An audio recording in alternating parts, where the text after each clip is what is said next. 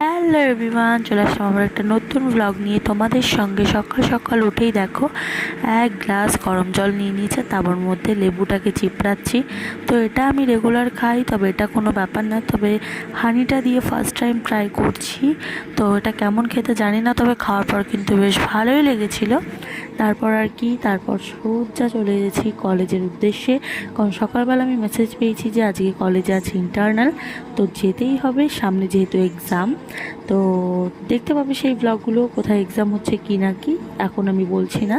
তো আমাদের internal complete হয়ে গেছে, আর আমরা দেখো ফাজলামও মারতে মারতে বাড়ি যাব।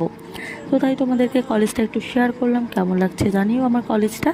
আমি কিন্তু বিএ 4th সেমিস্টার চলছে আমার এখন। তো আজকে আমার ইন্টারনাল ছিল, আর আমি ডিএল রয়তে পড়ি।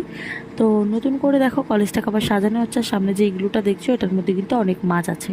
তো তারপর আর কি একটু আলু কাবলি খেয়ে বাড়িতে এসে ভাত খেয়ে রেস্ট নিয়ে নিয়েছি। কেমন লাগলো আজকে ভিডিওটা জানিও।